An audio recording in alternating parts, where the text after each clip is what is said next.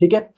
तो मैफिक के क्या हो गया आपके, हमने पढ़ लिया, एम्फीबोलस हो गया, पायरोक्सिन हो गया, ओलिविनस हो गया, ये सारे these are the examples of what, आपके मैफिक। ठीक। चलो अब एक थर्ड क्लासिफिकेशन भी दे रखा है इग्नियस रॉक का, वो भी पढ़ना पड़ता है हम लोग को। लिखो, इग्नियस रॉक क्लासिफाइड, ये थर्ड क्लासिफिकेशन है। Igneous rock classified, classified on the basis of, on the basis of, इसको अंडरलाइन कर देना जब मैं बोल रहा हूं, on the basis of texture, on the basis of texture, texture of grains. ठीक है, इसको अंडरलाइन कर दो, on the basis of texture of grains. अब यहाँ पे what is the meaning of texture of grains, जैसे मैंने शुरू में बताया था कि जो इग्नियस रॉक्स है उनका ओरिजिन क्या होता है आपका, जो सोर्स ऑफ ओरिजिन होता है वो आपका क्या होता है, मैंने बताया था कि आपका जो लावा होता है वो होता है। ठीक है। एंड हमने डिस्कस किया था कि जैसे लावा आपका बाहर की तरफ निकलता है तो it comes in the contact of the air, अगर बहुत जल्दी कूल डाउन हो गया तो बिल्कुल क्रिस्टल क्लियर आपके होते हैं। ठीक है, यानी कि you can easily see from one corner to other corner. But अगर उसमें एयर बबल्स आ गए तो उसमें ग्रेन्स बन जाते हैं। तो यहाँ वही बात हो रही है कि टेक्सचर के बेसिस पे, कि एक बबल है, दो है, तीन है, बहुत सारे हैं, बहुत बड़े बड़े बबल हैं या छोटे छोटे बबल हैं उस रॉक के अंदर, उसके बेसिस पे भी हम इग्नियस रॉक का क्लासिफिकेशन करते हैं। जैसे लिखा है classified on the basis of texture of grains, into, लिख लो इसको, इनटू, सबसे पहला लिखो, फर्स्ट आपका, फर्स्ट है आपका पैक, इसको लेफ्ट हैंड साइड पे लिखना, ठीक है। पैग्मेटिक, PEGMATIC, पैग्मेटिक, पैग्मेटिक, पैग्मेटिक इग्नियस रॉक। ठीक है, पैग्मेटिक इग्नियस रॉक, ये फर्स्ट तरीके का आपका होता है पैग्मेटिक इग्नियस रॉक। इसमें एक एरो बना के लिख दो, लार्ज क्रिस्टल्स, यानी कि whenever you see this rock, light में देखोगे तो इसमें आपको बीच में बहुत लार्ज बड़े बड़े क्रिस्टल दिखेंगे, असल में वो एयर बबल्स होते हैं आपके। तो इसमें लिख दो लार्ज क्रिस्टल्स। ठीक है, बस। सेकंड आपका लिखो फेनेरिटिक, PHANERITIC। ठीक, फेनेरिटिक इग्नियस रॉक, फेनेरिटिक इग्नियस रॉक। ठीक है, इसमें लिख लो आपका कोर्स ग्रेन्ड, जो इसमें आपका ग्रेन का साइज होता है COARSE। ठीक है, ग्रेन्स थोड़े से बड़े साइज के कह सकते हो, या इससे थोड़े थोड़े छोटे,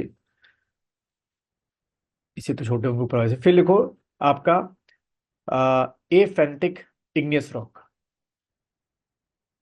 ए, सॉरी, ए, APHANITIC, ए फेनेटिक इग्नियस रॉक। विभूति, आज क्यों लेट हुए? पिछली क्लास में भी लेट थे, 10 मिनट आपका, कहीं से आप ज्वाइन नहीं कर पाते हो, कहीं से आते हो? Yes sir. अच्छा, नहीं तो मुझे बताओ ना, अगर ऐसा है रोज का है तो मैं थोड़ा क्लास लेट शुरू करूं, अगर यहीं से आ नो रहे। Sir, no sir. अच्छा ठीक, ए फेनेटिक इग्नियस रॉक्स। ठीक है, ए फेनेटिक इग्नियस रॉक, ये थर्ड टाइप का आपका हो गया, ए फेनेटिक इग्नियस रॉक। इसमें जो ग्रेन्स का साइज होता है रॉक के अंदर, लिख लो फाइन ग्रेन्स। जब इसको आप लाइट में देखोगे तो आपको बहुत फाइन ग्रेन जो है इसके अंदर, यानी कि एयर बबल दिखेंगे। ठीक है, फाइन ग्रेन्स, तो वो आपके ए फेनेटिक इग्नियस रॉक हो गए। देन फोर्थ आपका जो है वो है आपका ग्लासी, ग्लासी इग्नियस रॉक्स। ठीक है, ग्लासी इग्नियस रॉक्स, सिंपल लिख दो इसमें विदाउट ग्रेन्स, यानी कि ये जब लावा, जब come in the contact of the air तो विद इन सेकेंड्स ये तुरंत क्या हो गया होगा, कूल डाउन हो गया होगा, तो बबल्स को एंटर करने का मौका ही नहीं मिला। ठीक है, तो ऐसे जो इग्नियस रॉक होंगे बिल्कुल ग्लासी होंगे, जब इनको आप देखोगे तो यू कैन इजिली सी, बिल्कुल लाइट आपकी आर पार इसमें से क्या हो रही होगी, आपके सामने से जा रही होगी। ठीक है, तो बहुत आसान होगा इसको पहचानना। तो वो उसको हम लोग क्या बोलते हैं, ग्लासी इग्नियस रॉक्स बोलते हैं। ठीक, तो इसमें सीधा लिख दो glassy without grains, simple, without without grains, ठीक है, आसान है इनको पहचानना, विदाउट ग्रेन्स। और फिफ्थ आपका जो बताया गया है, ये थर्ड क्लासिफिकेशन, फिफ्थ लास्ट आपका जो है पॉर्फिरिटिक, ऐसे करके PORPHYRITIC,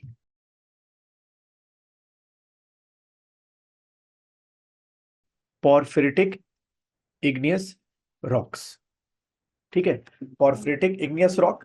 इसमें लिखो मिक्स ग्रेन, मिक्स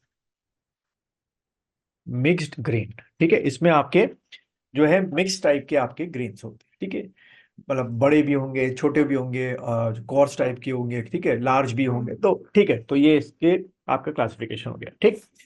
तो इग्नियस रॉक का हमारा ये थर्ड क्लासिफिकेशन हो गया, जिसको हमको पढ़ना होता है, ठीक है। अब अगेन इग्नियस रॉक को फिर से एक फोर्थ क्लासिफिकेशन बताया गया है। तो अगला पॉइंट बना के लिखो, ऑन द बेसिस ऑफ, पहला लाइन लिखो, on the basis of, on the basis of mode of occurrence, ठीक है, on the basis of mode of occurrence, OCCURRANCE, on the basis of mode of occurrence, on the basis of mode of occurrence, igneous rocks classified into two groups, ठीक है, on the basis of mode of occurrence, igneous rock classified into two groups, इसके दो groups हैं आपके,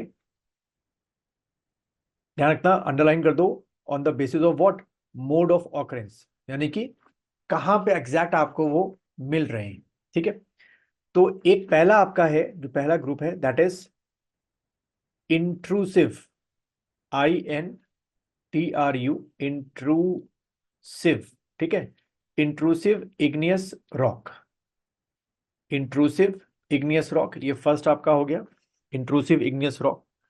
और second जो आपका होता है that is extrusive, extrusive igneous rock, ठीक है, फर्स्ट आपका हो गया इंट्रूसिव इग्नियस रॉक और सेकंड आपका हो गया एक्सट्रूसिव इग्नियस रॉक, ठीक।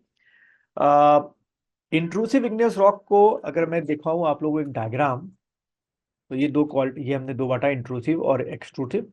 डायग्राम अगर आप देखो तो कुछ इस तरीके का आपको डायग्राम दिखेगा इसमें, हाँ, रुको पहले इसको मैं पहले लिखाऊं तब समझ में आएगा। तो जहां आपने इंट्रूसिव लिखा है उसी के आगे एक एरो बना के लिखो, इंट्रूसिव में लिखना,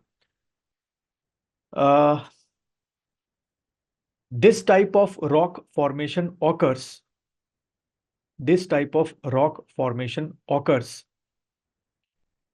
ऑकर्स व्हेन मैग्मा, मैंने बताया था कि जब फनल के अंदर है तो क्या है, मैग्मा है, when magma do not reach the earth surface, when magma, ठीक है, व्हेन मैग्मा डू नॉट, ठीक है, do not reach the earth surface, ठीक, यानी कि कुछ इस तरीके से मानो आपका आपका वॉल्केनो का माउथ है, एंड ये नीचे से जो है आपका क्या आ रहा है, मैग्मा आ रहा है। मैंने बताया था कि जब ये बाहर निकलेगा तो इसी को लावा बोलेंगे। हुआ ये कि कुछ आपकी ऐसी फिजिकल कंडीशंस हुई कि ये magma is not able to come out, तो इसी के अंदर ये क्या हो गया, एयर के कांटेक्ट में आया, ठीक है, और धीरे धीरे क्या हो गया, यहीं पर ये रॉक बन गया, मैग्मा जो है कूल डाउन होकर रॉक बन गया। तो ऐसे सभी रॉकों को हम लोग क्या बोलेंगे, इंट्रूसिव रॉक बोलेंगे, ठीक है, एक तो ये दिमाग में रखना, डू नॉट, तो जो मैंने लिखा है कि do not reach the earth surface, पूरा लिखना है तो लिख दो, rather they are cooled and solidified below the earth surface, ऐसे लिख लो, do not reach the earth surface, do not reach the earth surface, rather, rather they are cooled and, या कूल डाउन एंड सॉलिडिफाइड, या ऐसे लिख लो, and they are cool and solidified, and solidified below the earth surface, जैसे कि मैं diagram में दिखा रहा था, बिलो द अर्थ सरफेस, ठीक है। तो उनको हम लोग क्या बोलते हैं, इंट्रूसिव रॉक बोलते हैं, ठीक। अब क्या है कि ये इंट्रूसिव रॉक को भी फर्दर डिवाइड किया गया, इट इज फर्दर डिवाइडेड, ठीक है, यानी कि इंट्रूसिव इग्नियस रॉक जो कि माउथ, जो वॉल्केनो का माउथ उसी के अंदर कूल डाउन हो गए हैं, सॉलिड हो गए हैं, अब उसको भी फर्दर डिवाइड किया गया है। तो उसके दो पार्ट हैं, लिख लो यहीं पर, ये ऐसा करके एरो बना के, सबसे पहला लिखो प्लूटोनिक, प्लूटोनिक, पूरा लिखना, plutonic intrusive, intrusive igneous rock. ठीक है, प्लूटोनिक इंट्रूसिव इग्नियस रॉक। और सेकंड आपका जो इसका होता है इंट्रूसिव का, दोनों अंदर ही होंगे, ध्यान रखना। सेकंड आपका है हाइपा, HYPABYSSAL। ठीक है, इंट्रूसिव इग्नियस रॉक। शॉर्ट में लिख लो तो शॉर्ट में लिखो, लॉन्ग में पूरा लिख लो तो लॉन्ग में। ठीक है, तो प्लूटोनिक हो गया और हाइपा। ठीक है, प्लू और हाइपा से आपको याद रखना है। अब यहां से भी आपके एमसीक्यू क्वेश्चन बन जाते हैं कि प्लूटोनिक और हाइपा जो है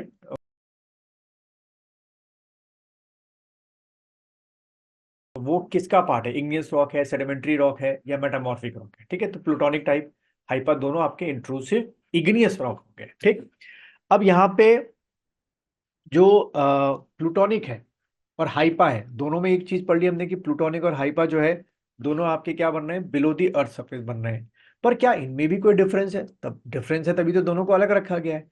तो डिफरेंस ये है कि जो प्लूटोनिक है उसके आगे एक एरो बना के लिख दो, या ब्रैकेट में आप लिख दो, क्या उसके आगे ब्रैकेट में आप लिख दीजिएगा, उठा दो।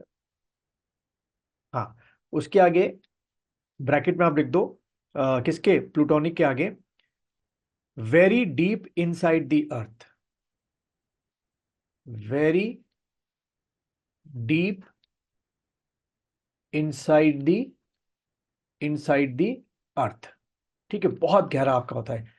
ठीक है, वहां पे ये एक्टिविटी करने के बाद अपना मैग्मा क्या हो गया, कूल डाउन हो गया। बट ऐसे में जो very deep inside the earth में, क्योंकि एयर वहां तक पहुंचती नहीं है, तो it will take lot of time. जो मैग्मा वहां का होता है is not able to reach the surface, तो it will take lot of time, भी हो सकता है कि 100 ईयर्स, 200 ईयर्स, और फिर धीरे धीरे धीरे करके वो आपके चेंज सॉलिड में हो जाते हैं। ठीक है, तो इन ऐसे आपके इग्नियस रॉक को या इंट्रूसिव इग्नियस रॉक को हम लोग प्लूटोनिक कहते हैं। ध्यान रखना, प्लूटोनिक क्या होंगे, वेरी डीप इनसाइड द अर्थ। और हाइपा में आप लिख दो ब्रैकेट करके आपका बिकम रॉक्स इन, या ऐसे लिखो, these rocks find in cracks. अब बता रहा हूं क्या चीज होती है क्रैक्स, पोर्स, पोर्स, एंड एक और वर्ड लिखो, क्रीविसेस, CREVICES। ठीक है, यहां पर आपके ये रॉक बनते हैं। अब ये अगर मैं बोलूं, जैसे फॉर एग्जांपल ये आपका मान लो वॉल्केनो का माउथ है। ठीक है, वेरी डीप में जो मैंने बताया, यानी कि प्लूटोनिक, वो तो मान के चलो कि हम मान के चलते हैं कि ये वॉल्केनो के माउथ से लगभग आपका 50 किलोमीटर नीचे या 60 किलोमीटर नीचे, यहाँ पर जो आपके रॉक बन रहे हैं धीरे धीरे कूल डाउन होके, उनको हम प्लूटोनिक बोल रहे हैं। ये हाइपा जो रॉक है ये आपके कहाँ बनते हैं, क्रैक्स में बनते हैं, पोर्स में बनते हैं। तो क्या होता है कि आपका जो वॉल्केनो का माउथ होता है उससे पहले क्या होते हैं, बहुत सारे आपके ऐसे करके वॉल्केनो के पूरे स्ट्रक्चर में क्रैक्स होते हैं। ठीक है, और छोटे छोटे क्या होते हैं, आपके पोर्स होते हैं। ठीक, तो यहां से भी जो एयर होती है वो किसके कांटेक्ट में आ जाती है, आपके मैग्मा के कांटेक्ट में आ जाती है। ठीक है, और फिर उसको कूल डाउन करना शुरू कर देती है। तो ये रॉक्स क्या करते हैं, यहीं पे आपके ये जो, सॉरी, ये जो मैग्मा यहीं पे क्या बन जाते हैं, टर्न इनटू रॉक्स। ठीक है, तो आप कह सकते हो कि हाइपा जो है बहुत ऊपर तो नहीं होगा, ना कि बहुत डीप होगा, लेकिन अर्थ के नीचे तो होगा, लेकिन थोड़ा सा आप कह सकते हो कि मिडिल मिडिल लेवल में आपके जो, आपको जो सॉलिड पार्ट दिख रहा है रॉक्स का, वो क्या होंगे, आपके हाइपा इंट्रूसिव इग्नियस रॉक आपके होंगे। ठीक है, तो ये दोनों में एक बहुत बड़ा फर्क है, प्लूटोनिक बहुत डीप होते हैं और हाइपा मान के चलो which are formed in cracks, pores and crevices जो है वहां पे आपके बनते हैं। मैंने डायग्राम में यहाँ पे रखा होगा हाइपा जो है, नहीं यहाँ पे मैंने रखा नहीं है, चलो खैर कोई बात नहीं। तो एक तो हमारा ये आपको ध्यान में रखना है। ठीक है, चलिए अब आते हैं हम लोग किसमें, इसी में एक और स्ट्रक्चर है जो खाली आप अभी इंट्रूसिव में हम बाहर नहीं आ रहे हैं। ठीक है, इसी में एक और स्ट्रक्चर है जो कि इंट्रूसिव के अंदर ही आता है। एरो बना के लिखो और मैं उसको फिर डायग्राम दिखा दूंगा। सीधे पहले उनके सिर्फ नाम लिखो, चेंज करूँ जरा मैं, पहले नाम लिखना, बेथोलिथ, BATHO बैथो बैथोलिथ, ठीक है। उसके बाद लेकोलिथ,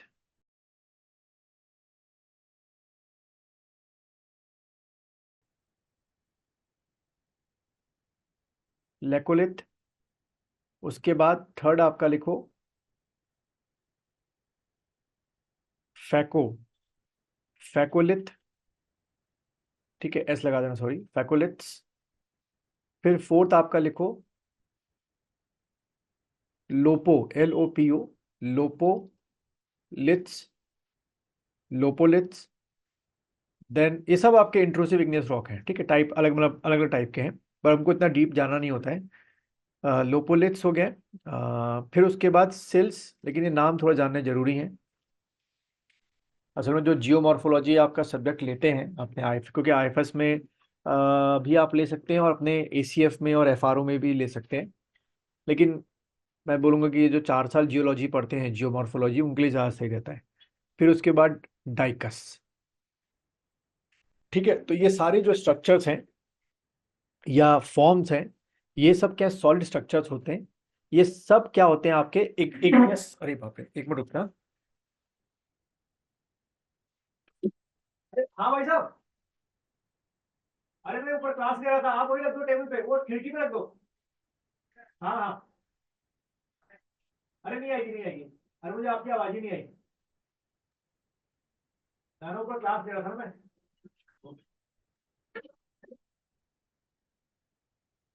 चलो, अच्छा, बैथोलिथ, लोकोलिथ, फैको, सॉरी, हम, हाँ। तो इसको मैं आपको अगर उसमें दिखाऊं, डायग्राम में दिखाता हूँ, तो ये रखा हुआ है, देखो आपको दिख रहा होगा, जैसे कि हमारा बैथोलिथ हो गया, ठीक है, ये जैसे आप देख रहे हो, ठीक। उसके बाद ये सिल आपका हो गया, ठीक है, लेकोलिथ आपका हो गया। फिर हमने डाइक पढ़ा था आपका, ठीक। तो ये देख रहे हो कि क्रस्ट के जैसे, क्रस्ट मतलब जैसे भाई हम लोग कहाँ खड़े होते हैं, जैसे आप ऊपर देख रहे हो स्ट्रक्चर में, हम जो है वो लिथोस्फीयर है, यानी कि यहाँ पर खड़े होते हैं। तो ये सारे जो फॉर्मेशंस हैं बिलो दी क्रस्ट या कई हद तक मेंटल में आपके बनते हैं, जैसे कि डायग्राम में दिखाया गया है। और ये सब के सब जो स्ट्रक्चर्स हैं सॉलिड स्ट्रक्चर होते हैं। और जैसे कि आप देख रहे हो कि धीरे धीरे आपके कूल डाउन होंगे, it will take lot of time. तो उन्हीं को हम लोग जो है ये नाम दे रखे हैं, बैथोसिल, लैको, डाइक और आपके जो फैकोलिथ आपको लिखा है, ठीक है। अब बात करें कि आपके एग्जाम में जो है क्वेश्चन कैसे बन सकते हैं। क्वेश्चन ऐसे बन सकता है कि जो बैथोलिथ स्ट्रक्चर है या लैकोलिथ स्ट्रक्चर है, डाइक जो स्ट्रक्चर है वो किसका पार्ट है, ठीक है। तो वहां पे क्या टिक करके आना कि they are the part of what, जो आपके इंट्रूसिव इग्नियस रॉक है, ठीक। और अगर इंट्रूसिव इग्नियस रॉक में भी वो पूछे कि अच्छा इंट्रूसिव इग्नियस रॉक के अंदर भी किसका पार्ट है, क्योंकि इंट्रूसिव में तो हमने क्या पढ़ा कि भाई इंट्रूसिव इग्नियस रॉक के दो पार्ट हमने पढ़े, एक तो प्लूटोनिक, एक हाइपा। तो ये जो होंगे वो क्या होंगे आपके सारे के सारे का स्ट्रक्चर देखो तो आपको प्लूटोनिक के अंदर दिखेंगे, क्योंकि बहुत डीप में जाके ये बनते हैं आपके, ठीक। चलिए अगला में हम लोग आते हैं आपका, और एक ये तो इसमें अभी आएंगे। अगला हेडिंग डालना extrusive igneous rock, right it down, extrusive igneous rock. तो नाम से जाहिर है कि ये जो आपके रॉक्स बनते हैं मैग्मा से, सॉरी लावा से, क्योंकि यहाँ तो आपका अंदर जो था, मैंने बार बार रिपीट कर रहा हूँ कि आप लोगों को याद हो जाए, अंदर तो मैग्मा था, लेकिन वही मॉल्टेन जो आपका है लिक्विड, जब बाहर होता है तो उसको हम लोग लावा बोलते हैं, ठीक है। तो इसमें लिखो एक्सक्लूसिव इग्नियस रॉक, हेडिंग डाल दो और इसमें लिखना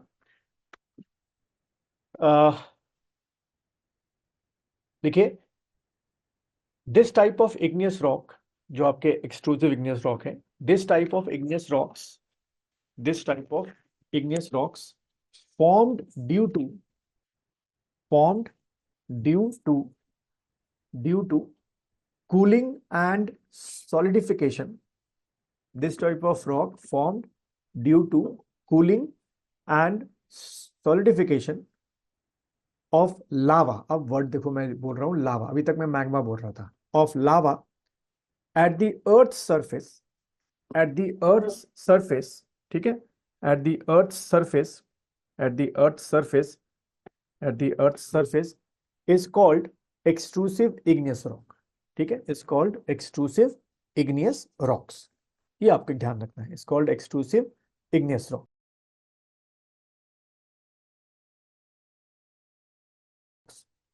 ठीक, नेक्स्ट बढ़ते हैं। These rocks are also called, अगला पॉइंट बना के लिखो, these rocks are also called, यानी कि जो एक्सट्रूसिव है, these rocks are also called volcanic rock. ठीक है, these rocks are also called volcanic volcanic rocks. इनको वॉल्केनिक रॉक्स भी कहते हैं, these rocks are also called volcanic rocks. ठीक है, अब क्या होता है कि इसके भी फर्दर डिवीजन है।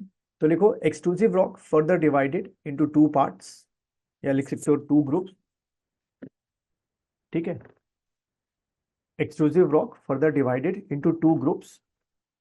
पहला लिखो एक्सप्लोजिव टाइप, एक्सप्लोजिव,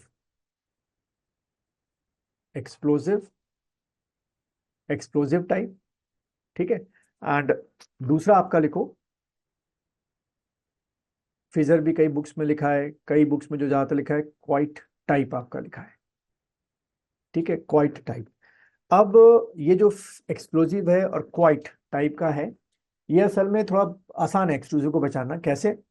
इमेजिन करो कि आपका जो वॉल्केनो है, क्योंकि अभी हम लोग वॉल्केनो चैप्टर पढ़ेंगे तो और समझ में आ जाएगा। वैसे तो वॉल्केनो जो है आपका, उसमें क्या होता है कि जब भी आपका वॉल्केनो एक्टिव होता है तो मेनली दो तरीके के होते हैं। एक तो होता है एक्सप्लोजिव, यानी कि वॉल्केनो से या वॉल्केनो के माउथ से, ठीक है, वॉल्केनो के माउथ से, इसमें कई क्रेटा पढ़ेंगे हम लोग सब चीजें, लेकिन मैं लेमन लैंग्वेज बोला हूँ कि माउथ से जो आपका ये सो कॉल्ड लावा है, एक्सप्लोजन के साथ बाहर निकलता है। ठीक है, तो उसमें क्या होता है कि बहुत दूर दूर तक उसके जो डेब्रिस होते हैं, यानी कि वॉल्केनो के यानी कि वो जो लिक्विड आपका मॉल्टेन लिक्विड लावा है, वो बहुत दूर दूर तक आपका छिटक के जाता है। ठीक है, अभी हम पढ़ेंगे कि भाई जो आपका लावा सो कॉल्ड मैग्मा होता है, उसका उसका कंपोजिशन क्या है, उसमें क्या क्या होता है। तो बहुत दूर तक आपका जाता है, तो जितनी दूर तक जाएगा फिर वहां जमीन पे यानी कि लिथोस्फीयर में वो आके पड़ेगा। ठीक है, फिर क्या होगा, धीरे धीरे ठंडा होगा, फिर आप वहां पे उसके उस स्ट्रक्चर्स को देखेंगे। ठीक है, तो वो हो गया एक्सप्लोसिव एक्सट्रूसिव रॉक, हो गया एक्सप्लोसिव टाइप, कह सकते हो कि explosive extrusive rock. Quite type में क्या होता है कि ऐसे में जो वॉल्केनो एक्टिव होता है वो आपका पहले तो क्या निकालता है, फ्यूम्स निकालता है। बहुत जनरल कैरेक्टर है कि ऐसे करके पहले एक दो दिन तक या एक हफ्ते तक फ्यूम्स निकलेगी, लोगों को अवेयर कह सकते हो कर देता है कि भाई मैं अब एक्टिव होने वाला हूँ, आप अगर जा सकते हो चले जाओ। उसके बाद भी बड़ी शराफत के साथ इसका जो बेचारा लावा होता है वो ऐसे किनारे किनारे बहता है ऐसे करके। ठीक है, ऐसे करके धीरे धीरे बहता रहेगा आगे की तरफ। ठीक, यानी कि लोगों को एक्टिव होने के बाद भी भागने का मौका मिल जाता है। ठीक, तो उसके बेसिस पे भी क्या हो गया, आपके ये दो टाइप के आपके जो एक्सप्लोसिव इग्नियस रॉक है वो आपके बनने शुरू हो जाते हैं। एक्सप्लोसिव दूर दूर तक आपको रॉक्स दिखाई देंगे वॉल्केनो के सोर्स से, और आपका क्वाइट टाइप का आपको क्या, जो उसी के आसपास आपको वो उसके जो लावा है उसके मतलब जो ठंडा होगा तो उसके रॉक्स आपको दिखाई देंगे। ठीक है, बस ये चीज एक आपकी है। अच्छा, इसमें जो मैं आपको ये वाला डायग्राम दिखा रहा था, इसके अब एग्जाम्पल लिख लो। जहां आपने वो लिखा है एक्सट्रूसिव इग्नियस रॉक, उसमें ये सारे एग्जाम्पल लिख दो, क्योंकि एग्जाम्पल पूछ लेता है। येलो वाला, लाल वाला लेता हूँ, ये आप लिख लो सारे। पहला एग्जाम्पल एंडीसाइट हो गया, बेसाल्ट हो गया। ठीक है, ये सब किसके एग्जाम्पल हो गए, एक्सट्रूसिव इग्नियस रॉक, जो अभी हम लोग पढ़ रहे थे। तो आपको चारों ओर अपने दिख जाते हैं। ठीक है, और इसी तरीके से अभी हम लोग का जो इंट्रूसिव है, इसके पहले जो हम लोगों ने पढ़ा था, उसके एग्जाम्पल आप लिख लीजिए। ग्रेनाइट हो गया, डायोराइट हो गया, गैब्रो हो गया। ठीक है, ये चीज। ठीक, तो इस तरीके से अगर आप लोग को याद रहे तो आराम से इसमें अच्छे खासे नंबर मिल जाते हैं। चलो आगे बढ़ते हैं। अब आते हैं हम लोग, यहाँ पर हमारा इग्नियस खत्म हो गया। ठीक है, और इसमें कुछ नहीं है इतना। चलो अब आते हैं हम लोग थर्ड वाले में अपना, दैट इज, ये उसी कुछ फोटोग्राफ रखी है, गैब्रो ग्रेनाइट है ना। चलो अगला अब आप लोग लिखो सेडिमेंट्री, राइट इट डाउन। जो सेकंड टाइप का आपका रॉक है, sedimentary rock.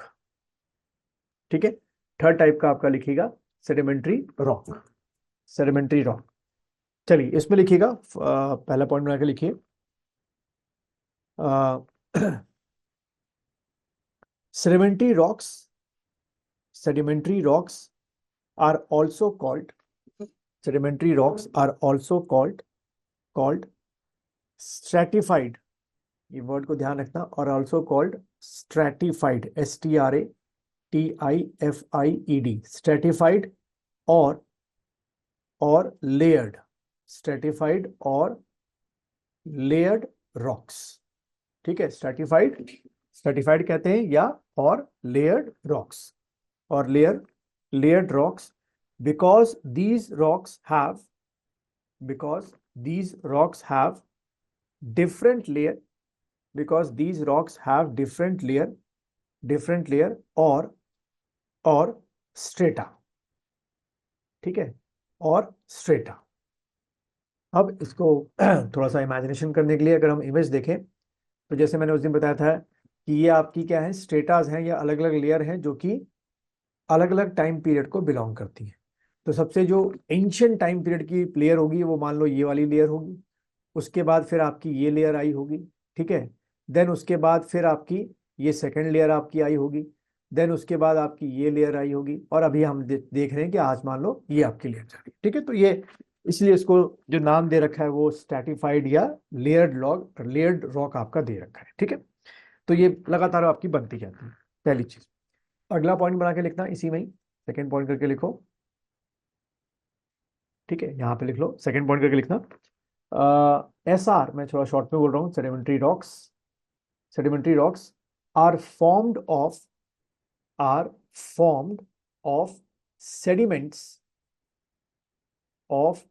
sediments of the older rocks, sediments of the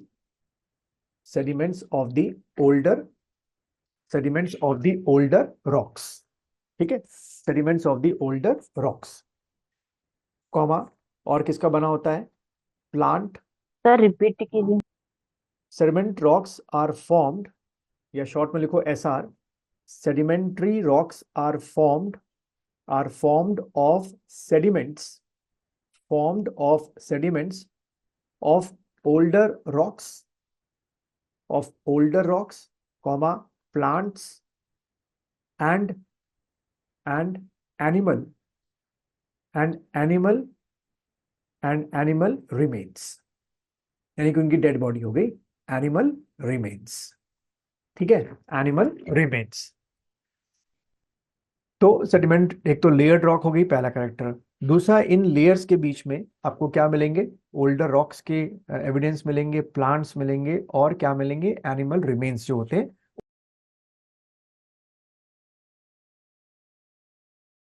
उनसे मिलके बना होता है।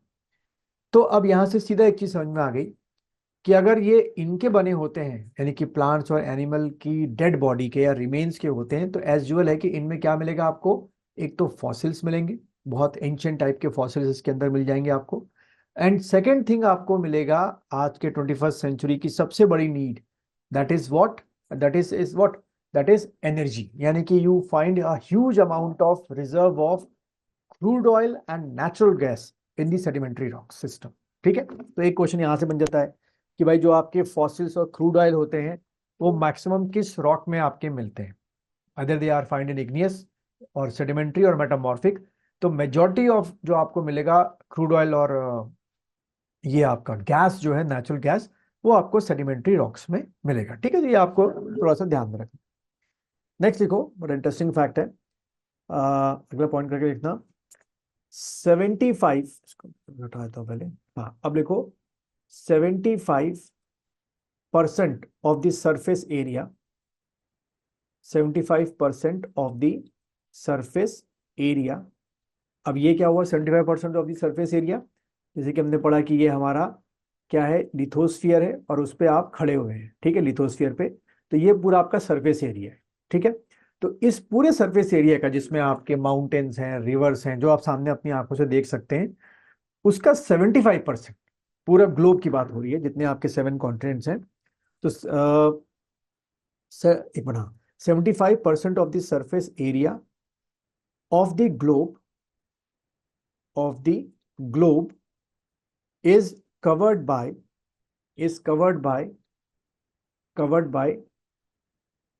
sedimentary rocks. ठीक है, is covered by sedimentary rocks. ठीक है, ये पहला पॉइंट हो गया. तो यानी कि आपके सामने की तरफ मान लीजिए कोई वैली है, कोई माउंटेन है, कोई रेंज है, ठीक है, प्लेटू है, तो मैक्सिमम किसके बने होंगे? सेडिमेंट्री रॉक्स के बने होंगे. ठीक है, एक चीज तो ये हो गई. दूसरा पॉइंट बना के लिखो, 25% 25% 25% is made up of igneous and metamorphic rock. जो बचा होगा 25% is made up of igneous rocks and metamorphic rocks. ठीक है, 25% जो है इसके बने होते हैं igneous rocks and metamorphic rocks. ठीक है, ये हो रही है बात हमारे सामने जो आप स्ट्रक्चर्स देख रहे हैं या ग्लोब के ऊपर या लिथोस्फीयर के ऊपर की बात हो रही. ठीक है, अब अगला पॉइंट लिखो.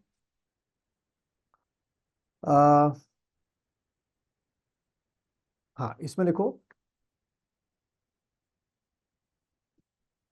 5%, अगला पॉइंट करके 5% ऑफ द